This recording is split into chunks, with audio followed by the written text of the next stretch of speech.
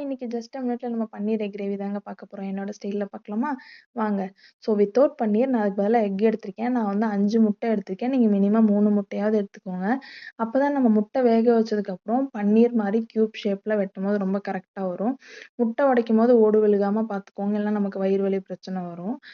முட்டையெல்லாம் உடைச்சு ஊத்திட்டு உங்களுக்கு எவ்வளோ காரம் பிடிக்குமோ அந்த அளவுக்கு நீங்க பெப்பர் ஆட் பண்ணிக்கோங்க.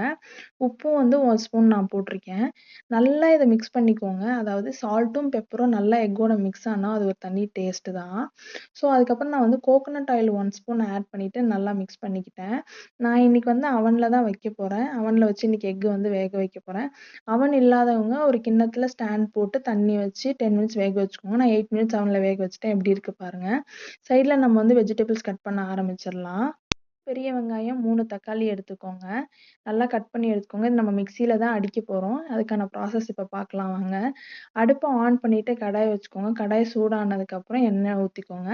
நான் இன்னைக்கு கோகனட் ஆயில் தான் எடுத்திருக்கேன். 3 ஸ்பூன் ஊத்திருக்கேன். இதுக்கப்புறம் வந்து சீரகம் ஆட் பண்ணிக்கோங்க. 1/2 ஸ்பூன் சீரகம் ஆட் பண்ணிக்கோங்க.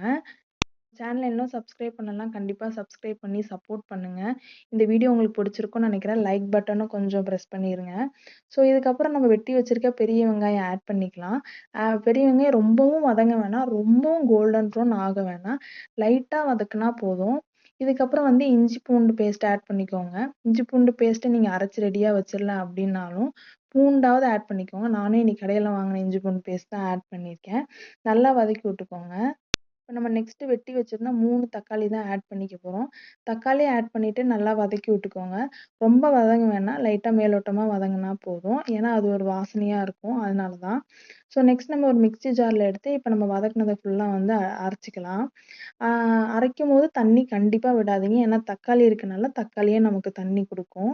நீங்களும் இத செஞ்சு பார்த்துட்டு கண்டிப்பா கமெண்ட் பாக்ஸ்ல கமெண்ட் பண்ணுங்க. அண்ட் நம்ம சேனல கண்டிப்பா சப்ஸ்கிரைப் பண்ணிக்கோங்க. இதுக்கப்புறம் ஒரு ப்ராசஸ் இருக்கு.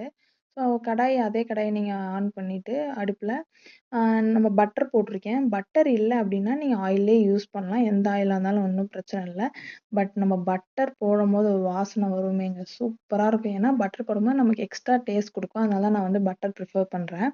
பட்டர் நல்லா அடுப்புல வந்து அ உருகுனதுக்கப்புறம் ஒரு பிரியாணி இல, 1 ஏலக்காய், பட்டை, 1 கிராம்பு இதுதான் போட்டிருக்கேன். ஏன்னா நம்ம ஆல்ரெடி வதக்கிட்டோம் இல்லையா? அதனால வந்து ஒவ்வொன்னும் போட்டாலே ரொம்ப போதுமானது. நல்லா வந்து அத வந்து கிளறி விட்டுக்கோங்க. அது அப்பதான் நல்லா மிக்ஸ் ஆகும்போது, இன்னும் நமக்கு டேஸ்ட் நல்லாருக்கும். பட்டர்ல வேகும்போது. எத்தன பேருக்கு எக் கிரேவி பிடிக்கும்? அதுவும் வந்து பன்னீர் இல்லாம சாப்பிடுற எக் கிரேவி வந்து எக் போட்டு பிடிக்கும்னு சொல்லிட்டு கீழ கமெண்ட் பாக்ஸ்ல கமெண்ட் பண்ணுங்க. அதுக்கப்புறம் இப்ப நம்ம மிக்ஸில அடிச்சு வச்சிருந்தோம் இல்லையா? 2 பெரிய வெங்காயம், 3 தக்காளி அத வந்து வதக்கி அரைச்சு வச்சிருந்தத நான் இப்ப மிக்ஸ் பண்ணிக்கிட்டேன். அதுக்கப்புறம் நான் வீட்ல அரைச்ச வரமிளகாத்தூள் யூஸ் பண்ணிக்கிட்டேன் 1 ஸ்பூன். உங்களுக்கு காரம் எவ்வளோ வேணுமோ அந்த அளவுக்கு யூஸ் பண்ணுங்க. அதுக்கப்புறம் வந்து நான் 1 1/2 ஸ்பூன் கறி மசாலா தூளும் போட்டிருக்கேன். இது எல்லாமே நாங்க வீட்லயே ரெடி பண்ணது தான். இல்லனாலும் நீங்க கடையில வாங்கி அந்த தூள் கூட போட்டுக்கோங்க. நல்லா மிக்ஸ் பண்ணிக்கோங்க. ஏன்னா, நமக்கு இப்ப பச்சை வாசனை போகணும். எவ்வளோ தண்ணிய வேணுமோ அந்த அளவுக்கு ஆட் பண்ணிட்டு நல்லா கிண்டி விட்டுக்கோங்க. ஏன்னா, நமக்கு அப்பதான் மசாலாவும் நம்ம மிக்ஸில அடிச்சதும் நல்லா வந்து பச்சை வாசனை போகும். கொஞ்ச நேரம் வந்து மூடி போட்டு மூடி வச்சிடலாம். 2 to 3 மினிட்ஸ்க்கு அப்புறம் திருப்பியும் ஓப்பன் பண்ணி பாருங்க. பச்சை வாசனை போகல அப்படின்னா, கொஞ்ச நேரம் ஓப்பன்லயே விட்டுருங்க. இந்த மாரி நெறைய குக்கிங் ரெசிபி நம்ம சேனல்ல போட்டிருக்கேன். நீங்க போய் நம்ம ஜஸ்ட் a மினிட் பேஜ்ல கண்டிப்பா செக் பண்ணி பார்த்துட்டு, எப்படி இருக்குன்னு சொல்லுங்க. சப்ஸ்கிரைப் பண்ணி சப்போர்ட் பண்ணுங்க.